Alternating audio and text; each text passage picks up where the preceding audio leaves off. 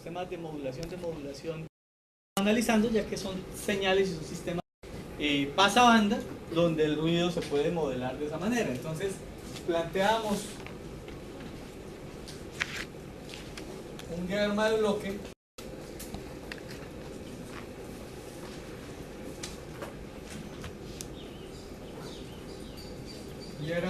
que incorpora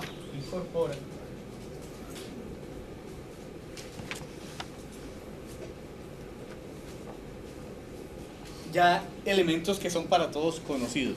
Entonces, en primer lugar, decimos, el ruido que vamos a contemplar es un ruido blanco aditivo gaussiano.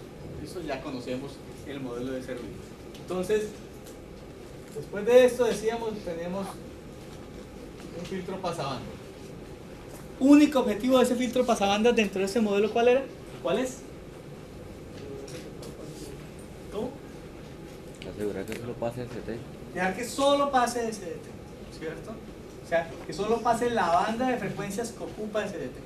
¿Listo? Podríamos tener cualquier otra señales por ahí, entonces sencillamente estamos limitando la posibilidad de que otras señales pasen. Evidentemente esta señal de ruido va a pasar como ruido blanco, está en toda la frecuencia, entonces va a pasar justo en la banda de SDT.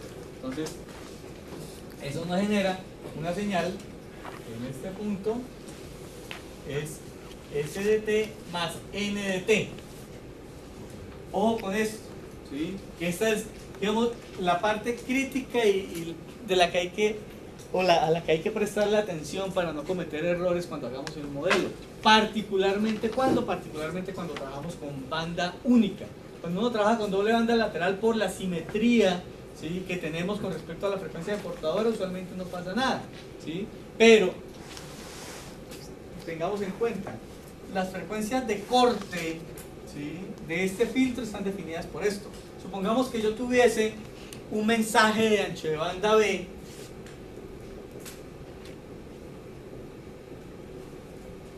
y una frecuencia de portadora FC.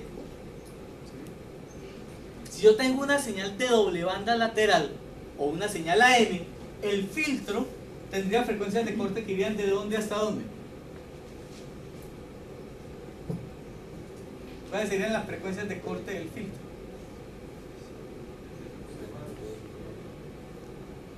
Frecuencia de corte inferior, ¿cuál sería? FC menos B. Y frecuencia de corte superior, FC más B. Si tuviéramos una señal de banda lateral inferior, ¿cuáles serían las frecuencias de corte del filtro? FC menos B hasta FC. O sea, esas frecuencias de corte solo dependen de ese. Pero el modelo de ruido de banda estrecha, ¿sí?, va a depender de qué. O sea, cuando yo tengo acá mi modelo de ruido de banda estrecha, que hemos planteado como un NIDT coseno del tipo de modulación F0T menos NQDT seno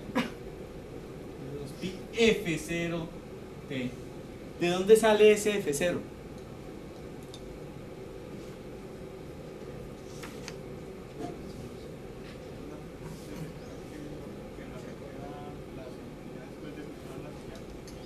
¿La frecuencia central de quién? De la portadora.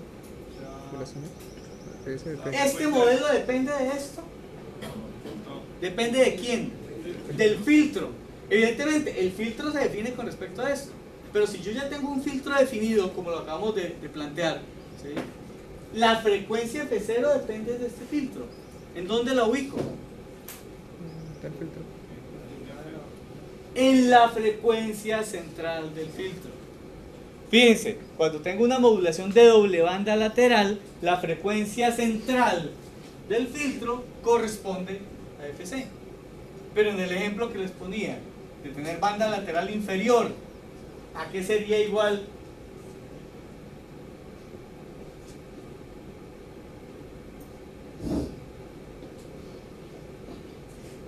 ¿A qué sería igual F0? Entonces sería FC, muy bien, esa es la frecuencia central. O sea que tengo esta como frecuencia que yo la podría reemplazar aquí ¿sí?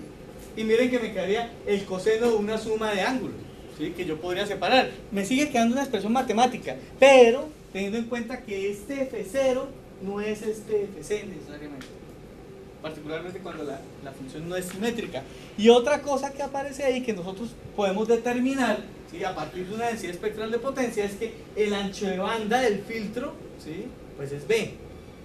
O sea, el ancho de banda del filtro que nosotros estamos aplicando, ¿sí?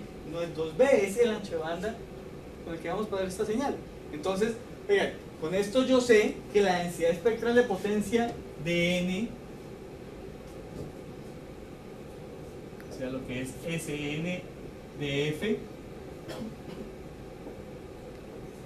voy a seguir manejando la idea del F0, ¿sí? En este caso esto es F0, ¿sí? Y para el ejemplo que estamos trabajando, pues esto sería B, ¿sí? Como no hemos dicho nada, o sea, este filtro lo estamos manejando en forma ideal, ¿sí? Entonces el filtro es de ganancia 1. Como es de ganancia 1, entonces yo sé que esto sigue siendo N0 medios.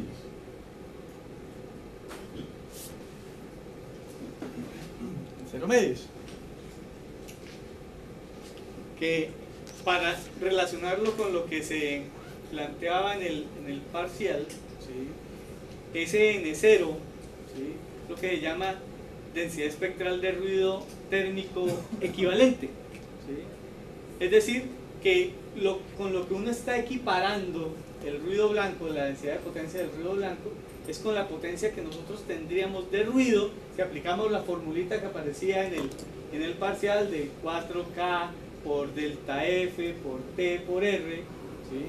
Para decir, listo, con esa expresión encuentro una potencia de ruido, es un ruido intrínseco, ¿sí?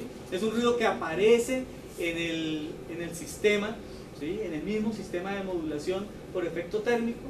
Entonces lo que estamos diciendo es, fíjate, esta densidad de potencia, ¿sí? Es equivalente a si nosotros tuviéramos ese ruido interno, ese ruido térmico que aparece en el modulador. Entonces simplemente es una constante que se deriva de esa expresión. Bien, entonces ojo, porque de definir correctamente este F0 para poderlo reemplazar acá y tener una ecuación que yo puedo reemplazar aquí en los pasos siguientes, ¿sí? Y de tener definido claramente tanto el ancho de banda como la densidad espectral en sí misma, depende que yo pueda hacer los cálculos de lo que necesito, que lo mencionamos la última clase. ¿Qué es lo que hacemos ahora? Entonces ya tengo la señal filtrada. ¿Qué vendría ahora? En el modelo que propusimos. ¿Qué viene? El demodulador, el que sea, ¿sí? Eso aplica tanto en lineal como en lo que viene para FM. O sea, es un demodulador, el demodulador que me permite recuperar teóricamente la señal N de T. Acá, simplemente para reforzar nuestra idea, ¿sí? Planteamos un filtro pasabajas que me permite entonces recuperar una señal que va a ser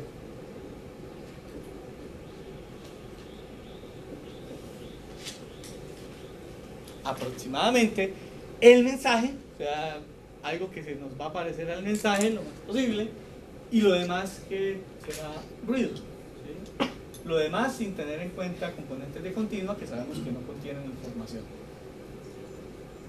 Esto no quiere decir, repito, que esto es un modelo. Eso no quiere decir que en la práctica cualquier sistema, como lo veremos ahora, nos permita generar esta descomposición, ¿sí? O sea, esto es una linealización, porque estoy diciendo, oiga, acá se superpone señal y ruido, ¿sí? Y a la salida tengo también una superposición de señal y ruido, ¿sí? Pero eso es solo una linealización. Veremos que en algunos casos esa aproximación no es completamente válida. Entonces tendremos que hacer algunas aproximaciones adicionales para poder llegar a algo parecido a esto.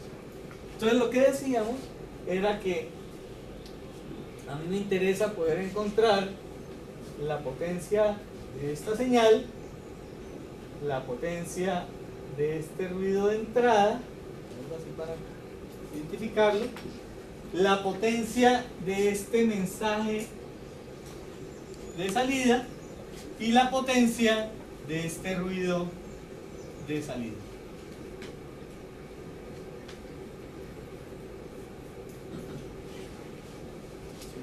Que con esos parámetros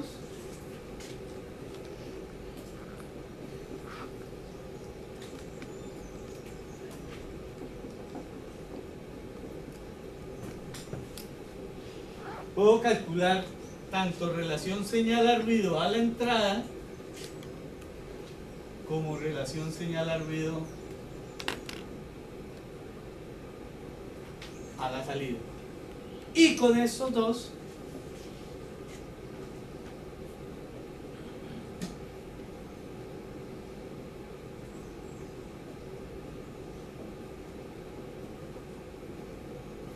y con eso prácticamente tenemos, digamos, los pasos. Por eso digo que al final esto se puede de alguna manera mecanizar. No soy muy amigo de esas mecanizaciones, pero por lo menos entendiendo qué es lo que estamos haciendo cada paso, pues podemos entender qué es lo que necesitamos hacer primero, qué es lo que vamos haciendo después. O sea, lo primero es entender el modelo, lo segundo es saber encontrar este filtro. Con este filtro yo determino la ecuación correcta para n de t, particularmente el valor de f0 y el ancho de banda.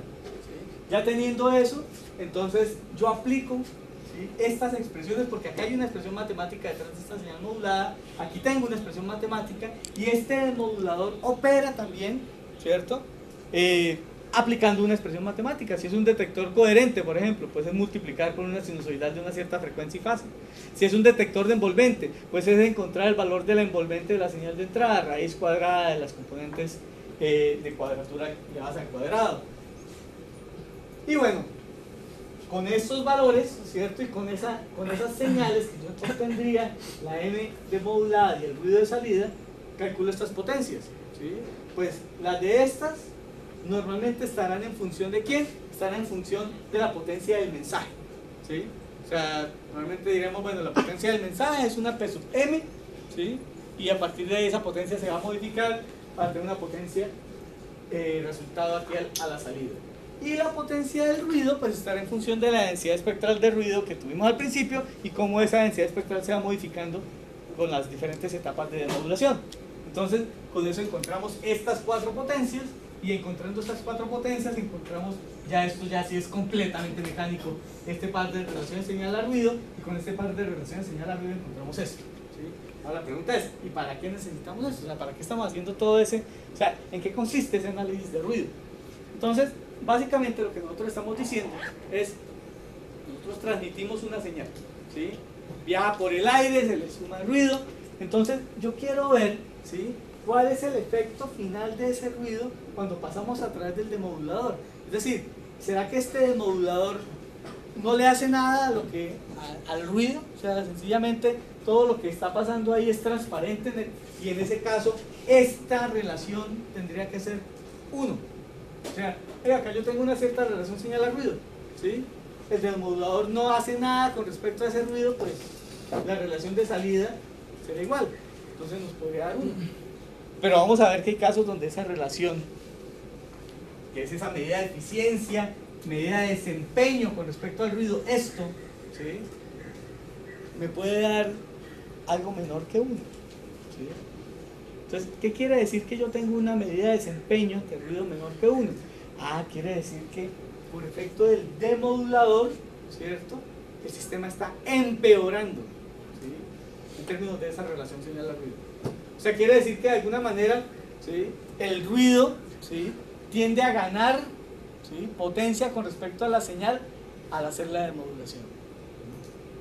Pero lo más interesante es que puede ocurrir lo contrario, que yo puedo tener una figura de desempeño mayor que 1. ¿Sí? Vamos a ver que en el caso de las modulaciones lineales eso tiene un límite, ¿sí? Cuando veamos las modulaciones angulares veremos que ese límite crece, y hablábamos ya de una primera diferencia importante entre la calidad y las características de una señal DAM en radiodifusión y una señal FM en radiodifusión, ¿sí? Decíamos, el ancho de banda de una señal AM en radiodifusión es ¿de cuánto? La señal banda base 20 kHz. Esa es la señal ya pasabanda. La señal banda base es de, si la pasabanda es de 20, de 10, ¿sí? O sea, el audio que se transmite en AM, ¿sí?, en radio AM, ¿sí?, es de 10 kHz. O sea, cualquier cosa que salga ahí no se transmite. En FM se puede transmitir más, ya les había adelantado que podemos trabajar con 15 kHz. ¿Sí? Entonces eso ya es una ganancia, es una diferencia que hace el sistema mejor. Pero vamos a ver que otra diferencia que resulta mucho más determinante es esto. ¿Sí? Que esta figura de desempeño, esta medida de desempeño en el caso de FM puede crecer, ¿cierto? Muy por encima de 1. Entonces quiere decir, oiga, puede que acá llegue bastante ruido, pero al demodular es como si el demodular actuara como una especie de filtro ante ese ruido. O sea, no es un filtro, ¿sí? O sea, no estamos hablando de un esquema de filtrado lineal, ni mucho menos, ¿sí? Pero entonces lo que sí vamos a ver es que eventualmente las componentes de ruido, la potencia de ruido, tiende a disminuir considerablemente con respecto a lo que es la potencia del mensaje. Y cuando pasemos a sistemas digitales, veremos que las características de esa figura de desempeño, ¿sí?, son aún todavía superiores al caso de FM. Entonces, eso empieza a justificar y empieza a darnos a nosotros la idea de por qué, fíjate, tenemos el caso de AM, ¿cierto?, cómo evoluciona y por qué es mejor entonces FM, y más adelante por qué será mejor el sistema o los sistemas digitales. Entonces, vamos a trabajar el primer caso. El primer caso que estudiamos en transmisión y en recepción. Vamos a analizar esa figura de mérito para el caso de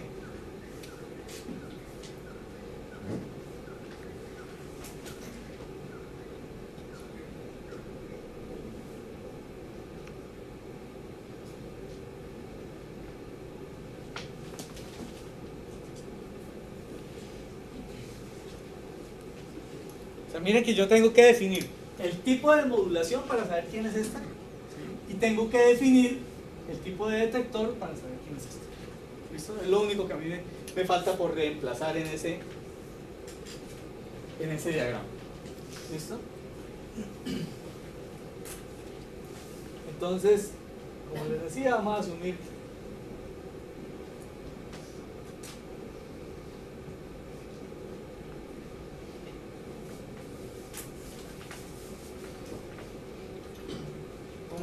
una señal AM tradicional.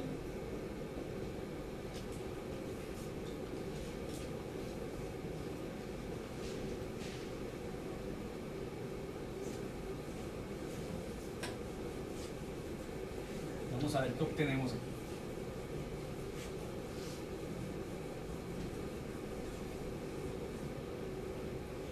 Y hablamos de este detector en particular, nos resulta relevante precisamente porque es el detector más común en los radios AM. Ahora bien, hay que tener en cuenta, ¿sí?, que cuando hablamos de un detector de envolvente, estrictamente hablando, estamos hallando la raíz cuadrada de x al cuadrado más y al cuadrado, siendo x y y ¿quiénes?